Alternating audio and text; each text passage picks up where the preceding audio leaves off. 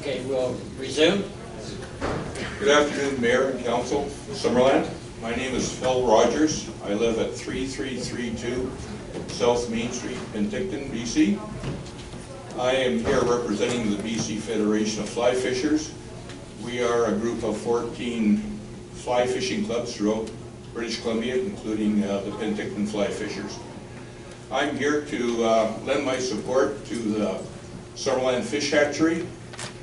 We feel it is an extremely important part of our fisheries throughout the province, especially the interior fisheries. You've heard mention that the value of fishing in British Columbia is well in excess of $900 million, and the freshwater fisheries section is well in excess of $100 million, close to $200 million annually.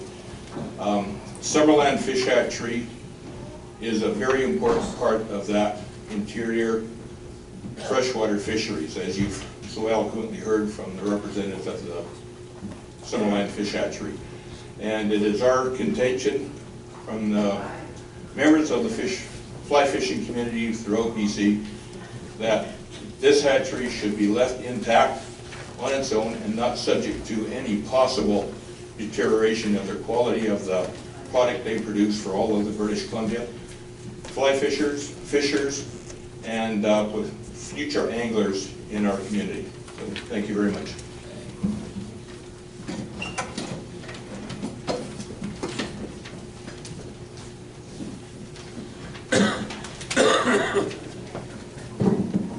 Good afternoon and hello to everyone. Thank you to the Mayor and Council and all the members of the community for giving me the opportunity to share my thoughts with you today. My name is Jack Bray. I'm the Vice President of our group, entrusted with making sure all of our construction projects are executed in a fashion that considers each and every stakeholder involved. What does this mean? Simply put, the interests of all involved are as important to the process as the company that I actually work for. We are a purpose-driven company, and by this virtue, we are driven to create world-class communities that transform the lives of one of our most cherished assets, our seniors. I've made a career of breaking down difficult and challenging construction projects so that they're easy to understand, and most importantly, the building team has a clear and well-defined plan that is considerate to the environment, the community, each and every stakeholder, and equally as important, themselves. Success is best achieved when all interests are aligned in a collaborative fashion and to the benefit of all. In simple terms, this project presents some challenge. They're not unlike any of the other projects we work on a daily basis. If I look at this project compared to those undertaken each and every day in our industry, I would not rate the risk as very high. We build buildings in downtown cores with streets on 4 sides. We dig down 5 stories. We shore adjacent roadways. We deal with city utilities, all while vehicular and pedestrian traffic continues above. There's risk, there's no doubt. We build buildings below the water table, cofferdams, pump systems, you name it. I recognize the difficulties on this site. None are certainly insurmountable in comparison to some of the very difficult projects we see on a regular basis. This project requires very specific attention paid to the Shaughnessy Springs well, located adjacent to the site. As I'm sure everyone in this room is very aware, the underlying aquifer and the continued supply of water to the hatchery are of utmost concern. The depth of the underground aquifer is some 100 feet below the actual site grades and should really not be a huge concern for anyone, as this has been well documented by multiple engineers. The engineer reports all state that the risks will be very low, and I can tell you that engineers will never say that no risk exists. They base everything on pure facts, so risking it as low is about as good as you're going to ever get. How we manage the risk is the most important part of this equation. There's been some discussions about the site not being safe for this kind of building.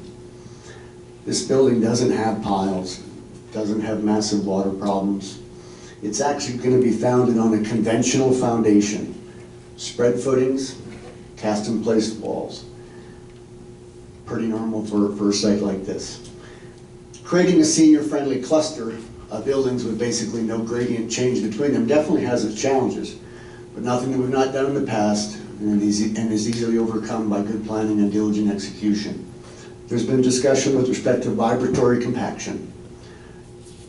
There is compaction to occur on the site, probably total duration between 8 and 12 weeks.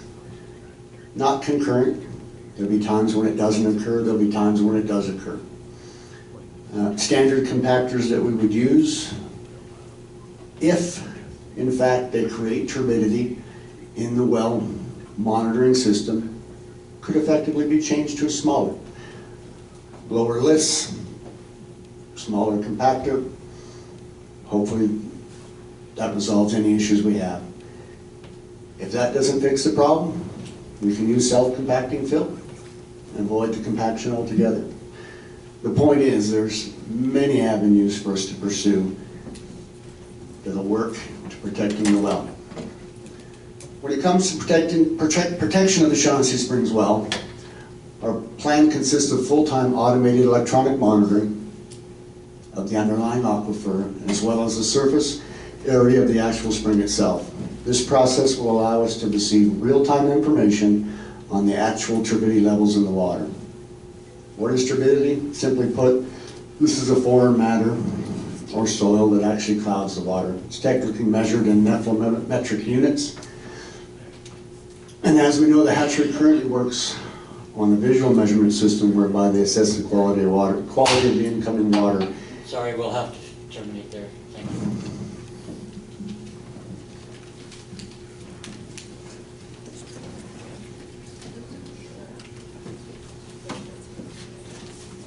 My name is Ken McDonald. I live at 6505 McDonald Place. My property is adjacent to the subject property up for rezoning. My family's lived in this home for 97 years, and we've seen many changes take place over the years, including our own property. Most of the changes have been relatively small, such as dividing a lot in half or dividing small parcels of land into half-acre lots. These past changes have kept the spacious residential feel to the neighborhood. The official community plan was established with the input of many Summerland residents who worked together with various committees to establish what the citizens of this community envisioned to be our future. It was then endorsed by this very council. Nowhere in this plan was there any provision for multi-story building. The proposal is a glorified condo development with a small section devoted to private, not government-funded care facility. Why were the developers not told 22 months ago that their vision did not fit the Summerland official community plan? This official community plan reflects the visions of Summerland residents and should not be staff or developer-driven plan. Many hours were volunteered on various committees by Summerland citizens that have a wealth of experience and a passion for our future community. Nowhere in this plan was there a mention of high-rise complexes, a complex of this magnitude. If it wasn't mentioned, it obviously wasn't on the radar for Summerland for the foreseeable future.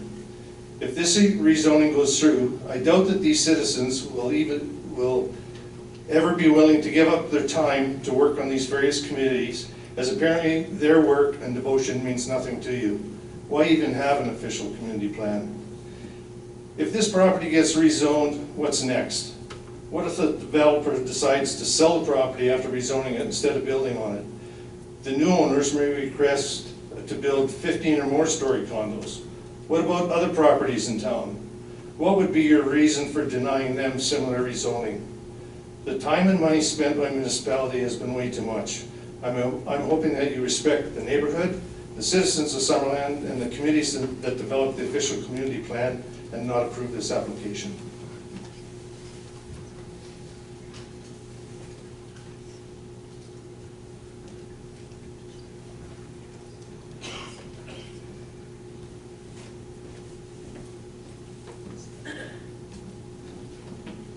Good afternoon, my name's Frank Frons. I live at 13804 Latimer Avenue in Summerland.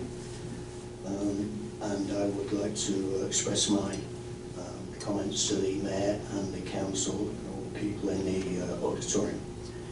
I am concerned about the proposed development and would respectfully ask the Mayor and Council to reconsider below the listed items when assessing the developer's application. And basically it's one risk after another. Risk. A risk to health and safety of the present residents or future workers in the event of a catastrophe or a landslide during the construction of the development. Risk of undermining existing adjacent properties and homes. The risk of adversely affecting the existing aquifer to the trout hatchery. The risk of affecting 300 lakes which are currently stocked by the hatchery. A further risk of compromising $100 million revenue from the Canadian Anglers and Fishermen Society, which make BC a vacation destination from all over the world. The risk to the BC tourism industry as a result of the above. The risk of the downtown Summerland business community losing valuable and much needed trade due to the isolated location of this project. The risk of constructing a 6 or 7 story luxury apartment development in a red-zoned, unstable ravine. The risk of potential access problems to emergency vehicles negotiating steep slopes and winding roads incorporating blind bends. The risk to current residents on Solly Road and Latimer Avenue due to the increased traffic flows in these areas. The risk of Summerland taxpayers having to pick up the tab of repairs and maintenance to the proposed modifications required for the existing infrastructure. In my opinion, these risks indicated above are real and tangible and are a source of concern for many Summerland residents. Commercial developers are not philanthropists, but are profit motivated, and in my view, I suspect they are more interested in selling Lakeview luxury apartments than providing amenities for the seniors in Summerland.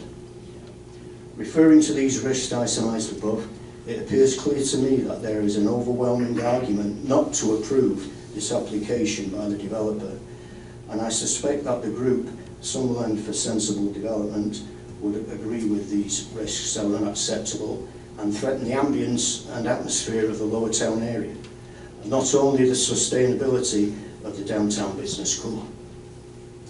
In my view, there are no guarantees that the proponents can address the electorate's concerns to reduce these risks, and we should all keep in mind that if this project proceeds, there could be irreversible effects and detrimental consequences for our Summerland community and possibly for the British Columbia economy.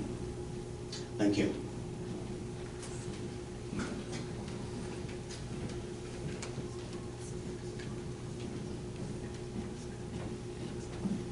Mayor, councillors, my name is Colin Rose. My wife and I live at 5905 Hill Crescent. That's just down the hill from Latimer, the next street down. We have a number of concerns with the Bank Crescent development. We attended the open house 2 years ago and wrote down these concerns for the city. We have never heard back regarding our specific concerns for our property. For the past 2 years, we've been following the project, and time after time, we've been shocked on how it has grown with the increasing number of units, the increasing number of stories, and now even adding townhouses. This is a development with no regard for the community voice that continues to scream, it's too large and it's in the wrong place. The Summerland City webpage says Summerland is a magical place to live. The official OCP was designed to protect that magic small town feel of single family home neighborhoods.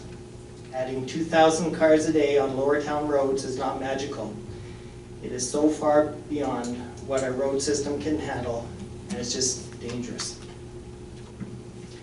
The 2016 traffic study posted on the city webpage shows a development of 346 units. That report states there could be some 250 cars coming down the very steep Latimer Hill, rounding a very sharp corner onto Gillespie Road. This is a dangerous corner for the few cars that use this road now. At the end of that very steep hill is a 12-foot drop, which is right behind our fence. Starting at that corner, there's 120 feet of 55-year-old retaining wall. Most of it's 12 feet tall. That supports Gillespie Road. The traffic study recommends that truck traffic should be minimized on Gillespie. I suggest no truck traffic should be allowed on Gillespie, or at least at a very minimum, a maximum truck weight should be established for this very narrow road that is being supported by a very old retaining wall. The other point I'd like to make is regarding the fish hatchery. I'm amazed that the process could allow anyone to be able to push a development permit that could endanger fish and the fish hatchery. I'm disappointed that our mayor and council can try to justify getting new tax dollars at the expense of this hatchery. Any risk to the fish hatchery is too much risk. Any short-term gain in tax dollars from this development will be accompanied by too much long-term risk for the city and us taxpayers. Please vote no on this development.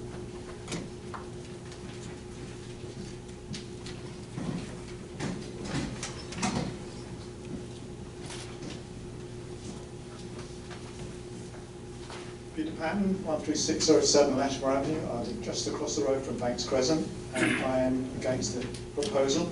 I have here your number 3 poster that you originally put out on the information sheet you put out, and it says, the development is very close to slope hazard area. Yeah. The preliminary geotech report addendum has been received from 7 test pits. The natural slopes surrounding the property are generally stable and likely to remain so if left undisturbed. Recent stability assessment confirms that all buildings are currently situated on stable ground. It says current buildings. It says nothing about future buildings or how dangerous they're going to be. So how are you going to build 9 stories, 5 of them, without disturbing the ground? I have no idea. And we have the last group who are speculators as opposed to developers. And their attitude in the paper the other day says, there may be a few dead fish, but for the good of the project, what does that mean? I really do feel that as Summerlanders, we should look at development sensibly around town where the facilities are, not out in left field. It just goes beyond reason that you should even be considering changing the OCP plan to accept people who are only in it for profit. St. Elizabeth, they're in it for wages, they're not in it for free. We're not talking about Bill Gates Society coming up here and building something. We're talking about a company that are in business with shareholders to make money, and they're only looking at making money in Summerland.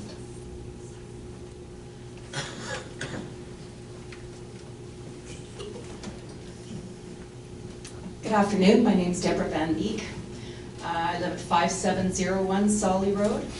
I'm opposed to the project as well because of the effective seniors are not going to be able to take advantage of this type of a development. I have seniors for parents that can barely walk up a steep driveway, much less Solly Road. They would never be able to access anything on their own. They would be totally reliant on somebody else to take them anywhere. They don't drive. They would have to be looked after by other people.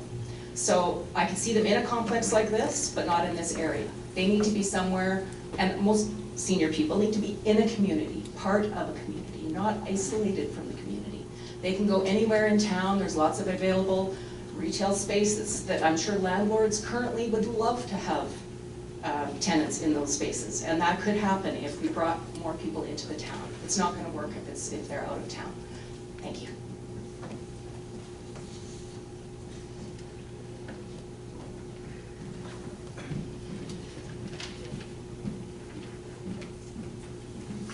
Mr. Mayor, Council, thank you for the opportunity to speak here today.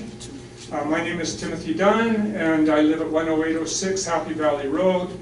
My wife and I have resided in this wonderful community of Summerland for 10 years now, and I think we're well rooted in this community. The Banks Crescent project is an interesting exercise in democracy, not only for the residents directly affected, but for all of us, because it shows how councils conduct business on our behalf. My wife and I have taken the time to follow the project from beginning, attending council meetings, public meetings, reading the articles in the papers and letters to council. Down the road, there will be other issues that might directly affect any one of us. So this is a window on how decisions are made and in whose interest. We are surprised that this council has entertained this project to the extent that they have, especially after the land swap issue prior to the last municipal election. My wife and I supported many of you based on your stand on the land swap. Well, land in question with the LARC proposal is not in the ALR, it nevertheless is agricultural. We feel that our votes were somewhat wasted and some trust has been lost in this process. Large projects like LARC's proposal are understandably attractive to cash-strapped city councils, as is the promise of jobs and growth to many community members. But when over 3,000 residents express valid and well-researched concerns over geotechnical issues, the inappropriate location, infrastructure costs, the future of the fish hatchery, the potentially serious and expensive liability considerations, the council needs to take notice of citizens who they serve. Council's focus on LARC's project has consumed a great deal of staff time and energy. It has seriously divided the community. It has obscured some of the positive initiatives council has undertaken. And it has turned the lives of the folks in the Sully-Bristol Valley area upside down. The District of Summerland Council is charged with the responsibility to do the right thing and to carefully vet developments to ensure they fit the community plan. This respects the developers as well as the general wishes of the citizens. In this specific project, the location is simply problematic. Council should encourage LARC to build closer to the downtown core, where services and businesses are close at hand, infrastructure is largely in place, and where there are no serious geotechnical and liability concerns. Thank you.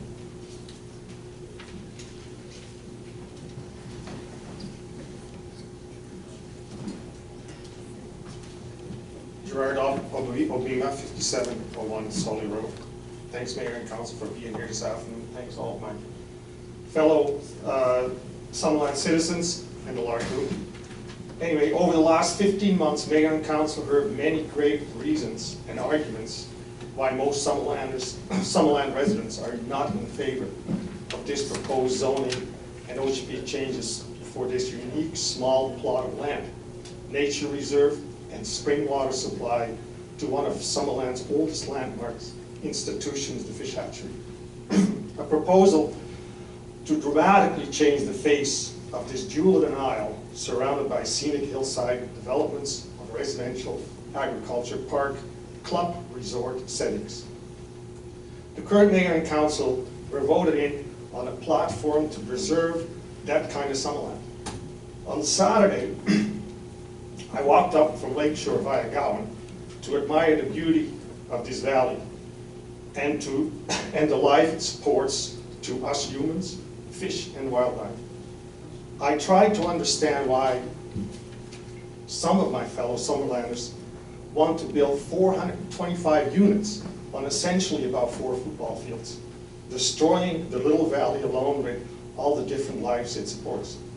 I'd like to remind Council on the unexpected challenges faced when developments on silty slopes start to have problems and fail, typically after elected officials, developers, and profits are gone, and leaving the taxpayer with liabilities and and the cost.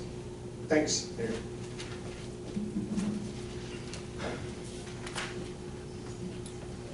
Good afternoon, Mr. Mayor, Councils. My name is Sean Parks. I reside in West Kelowna, previously of Peachland. I've been following this project for quite some time now. It is of big interest to me. I do have a background in aquaculture and resource management. Last 15 odd years I've been a part of processed water and wastewater throughout the entire Okanagan, including Summerland and Rose Creek. I do see, I hear a lot of what ifs today. There's what ifs for every project out there. And then that discipline, that definitely happens. But with this project, I think there was so much need for it. I don't think so many people realize it. Having parents myself that need a retirement home in the next 7-8 years, there's nothing out there. There's nothing in Peachland where they live, where their sisters and brothers live. They're going to have to be forced to go to Kelowna or a bigger city. There's not even vacancy in Kelowna. We're still on a wait list to try and put my aunt somewhere. The biggest thing for me is wanting to keep family members in their local community. So all the people here today definitely get all your concerns, and I'm huge on the resource management background and all that stuff. But where are you guys going to go one day when the time does come and you need to have that assisted living and some care? It's not going to be here. It's not going to be Penticton, and it most likely won't even be in Kelowna because there is nothing around anymore. As far as the hatchery goes, I've got quite a background there. You guys do have an amazing water source here. Aquifers don't last forever, and I do think it's just expected that there should be a redundancy, a secondary backup source. It could be a natural disaster where that aquifer is going to be contaminated and not work. Right now, LARC has been putting forward a plan to help and assist, and financially as well, to give them that backup source. And I can't believe that it's not working integrally together with the owners, with the fisheries, and jumping on this opportunity. This has been around for 100 years, I'm hearing. It's not going to be around for that much longer, but if something does happen, it is on fault lines. There are things that will and can impact the turbidity. So why don't we all work together and create an awesome facility that we're all going to need one day. Yeah, that's all I'm going to say. Thank you to the LARC group and everyone too.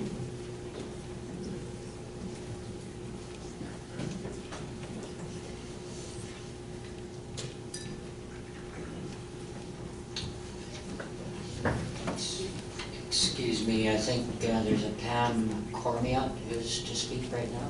Am I on? Okay, I'm sorry. I don't have the back. I'm not a teacher, so I don't have eyes in the back of my head. Okay, go ahead. Mayor and Council, Donald Wall, Latimer Avenue, Summerland. Just so you know, my background is a degree in commercial advertising. Advertising and marketing equals big money. In publicity and advertising, in between all the black and white of the marketing world, there's a lot of areas of grey. What is said and how it's said is part of the game. In order to understand marketing, you have to know how to read marketing. LARC says the slopes around the property are generally stable. They are, if left undisturbed. LARC says the development is not within the red zone cliffs. It's true. It's inches away. LARC's stability assessment confirms that all buildings are currently situated on stable ground. May be true, but does that refer to the current single-family dwelling, or does that mean that the ground LARC plans to build on was found to be stable the day it was tested? LARC says there are 800 plus seniors needing housing. May be true, but most don't live here, and those that do can't afford a luxury Lakeview condo.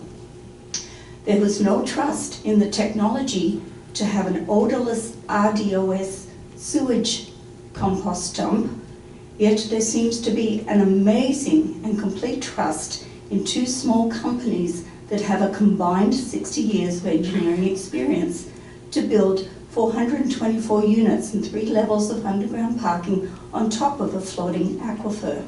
How many staff members make up their combined 60 years of experience? We have 2 local individuals, a structural geologist and a soil stability, erosion and sediment control specialist with a combined experience of over 50 years and who both live in the area, say the risk is too high. Why are you not listening to them? Is it because they're not giving you the answers you want to hear? Before you make a decision on this development, please start asking how. How has Lark proven the land will be stable? How many thousands of tons of weight are going to be added to this 2.5 hectares of land? How do you build a stable building without pilings? How can Lark guarantee there will be no major sloughing? How are you going to stop the land from flowing once it starts? How are you going to safeguard the hatchery if there's a large-scale mudslide? Because you can't equate sloughing from a deer to that from earth-moving equipment. If Lark does puncture the aquifer, how are you going to stop the flow of water? And if you know, please tell Vancouver City Council. Have you got a current copy of Lark's insurance policy? Has it got enough zeros after the number to cover potential lawsuits? Hatchery, homeowners, vehicle accident claims, elderlies who slip and fall. Has City Hall got enough insurance to protect Summerland from a possible lawsuit from the provincial government? Whose lawsuit will be the biggest and the dirtiest? Summerland's minor perpetual slide on Canyon View Road sees very little traffic compared to what's proposed for Solly, but costs $25,000 annually in maintenance. How much is City Hall going to set aside annually for what is likely to become major perpetual slides, not only for Solly, but for the entire Banks Crescent development and every single property around it? Remember the old saying, don't mess with Mother Nature. If this council can't stop one homeowner in Lighthouse Landing from chopping down 2 trees regardless of covenant, how are you going to stop a huge conglomerate from doing whatever they like in Banks Crescent? In regard to the subdivision on Nixon, Councillor Carson said, we should respect the people that live there and what they have to live with for a long time. This should also apply to Lower Town. Please, Ms. Carson, I am asking you to stand by what you say. Councillors, do you really have faith in a mayor who didn't seem to have faith in you? And we're talking about bringing back the RDOS vote here. Are you sure you're willing to sell the souls of Summerland to big developers? And I have here to give to you a double-sided copy, because I am very green, so everything's double-sided copy of every newspaper article and letter written against the development.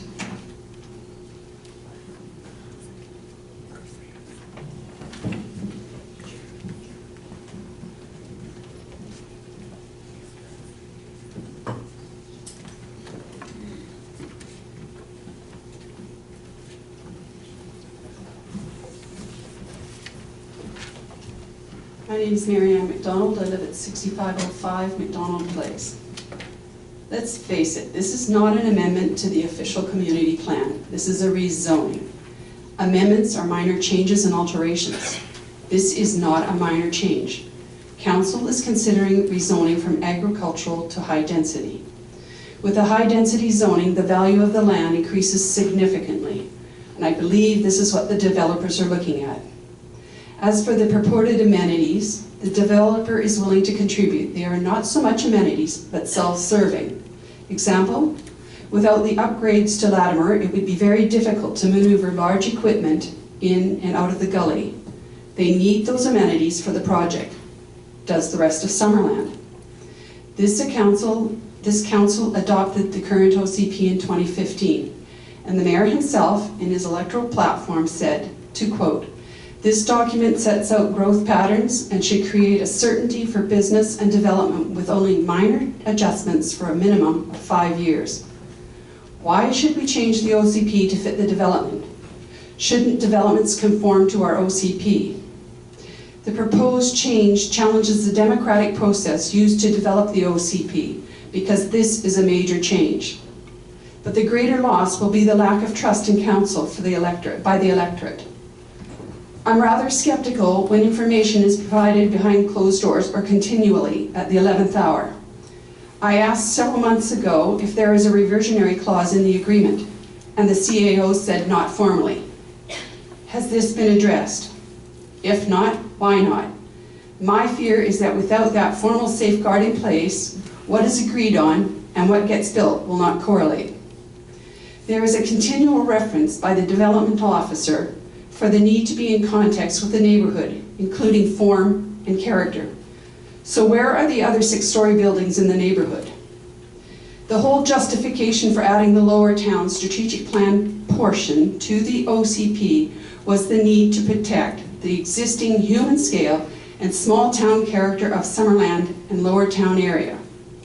Your own urban growth strategy review analysis prepared by the district's development services identified the Banks Crescent Shaughnessy Springs as an area that needs protection on its conservation map.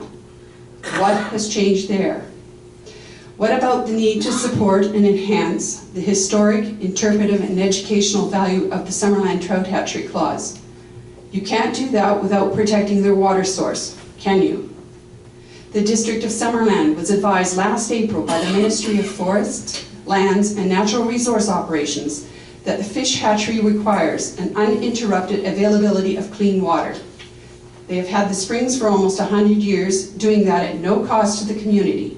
But if those springs are affected by their development, where is the contingency water source and who is paying for it?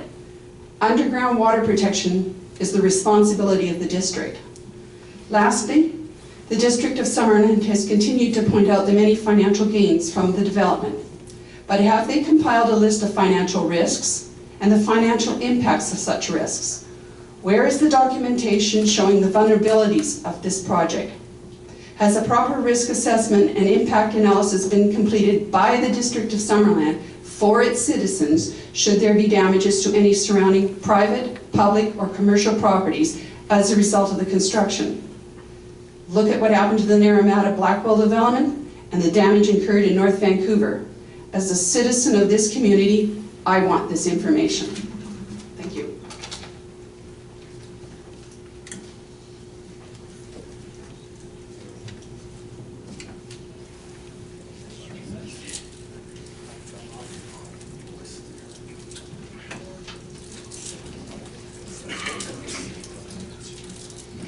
Good afternoon, Mayor and Council.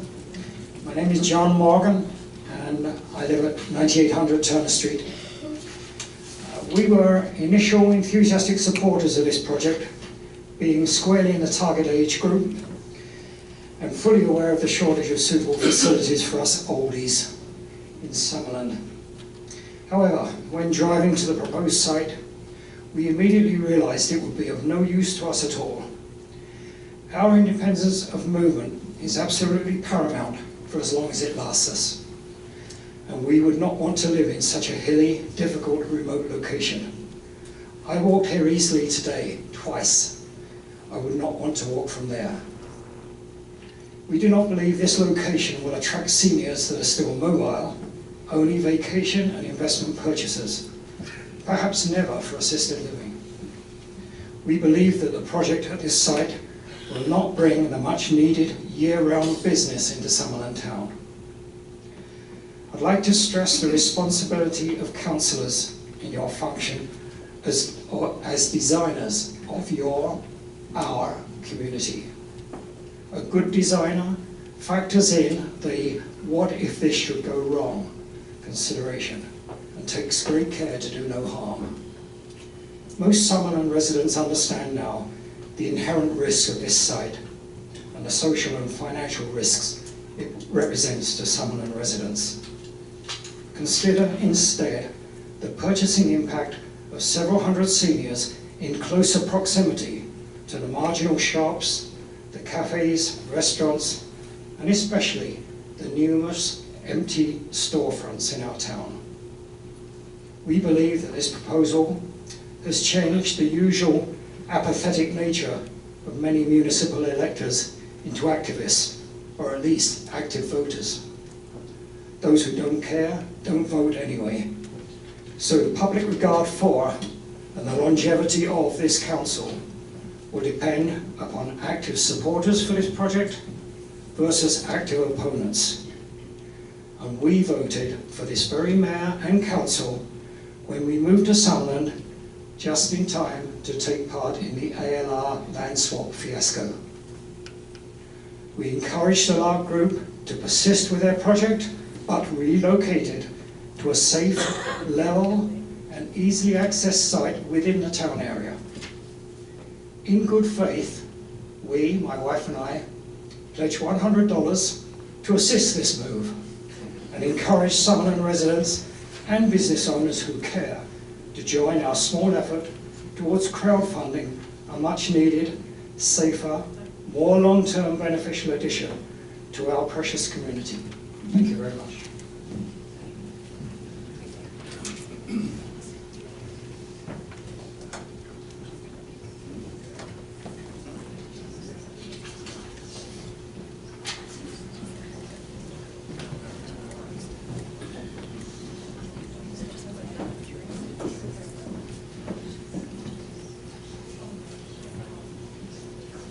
Thank you, Mayor and Council and the community of Summerland.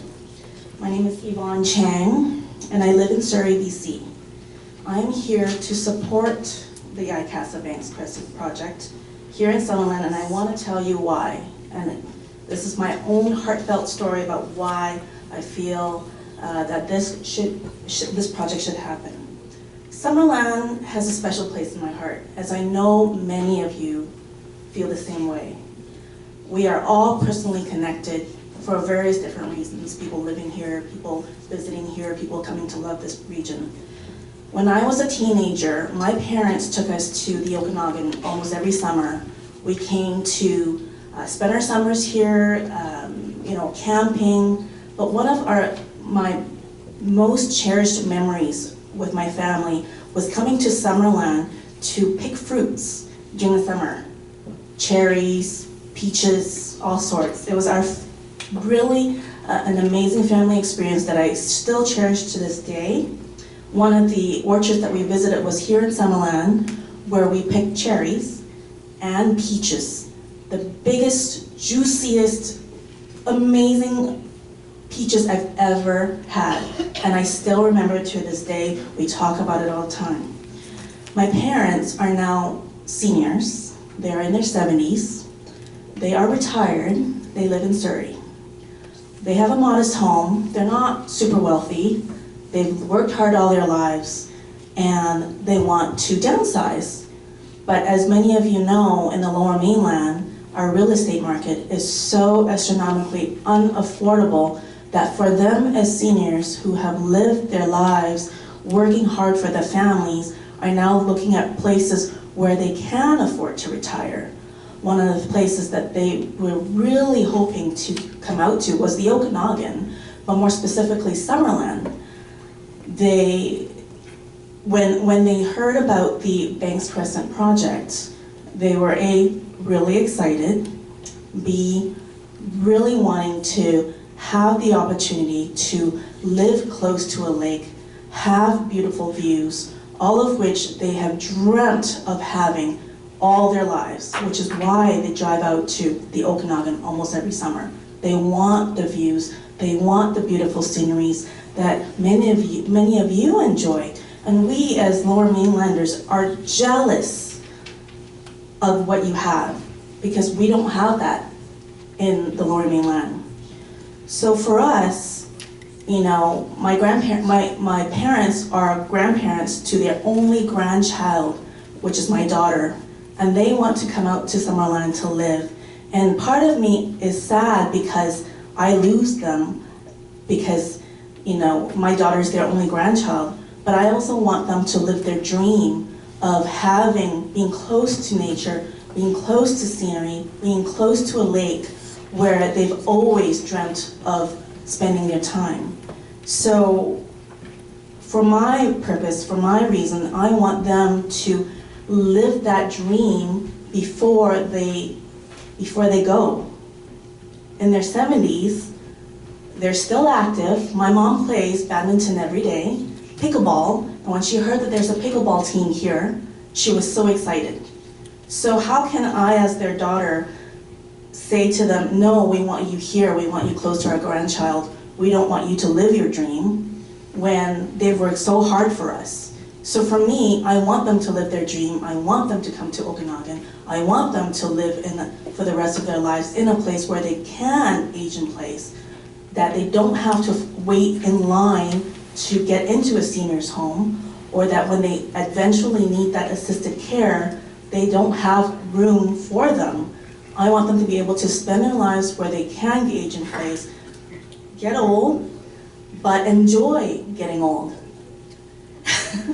I know, nobody wants to get old, but I think for them, I would love for this to happen only because then this is affordable for them, this can be a reality for them, and for me, I would like for that to happen before their time on this earth is over.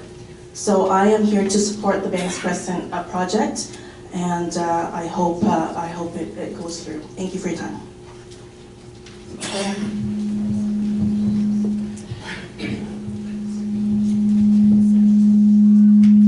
I got problems with this mic.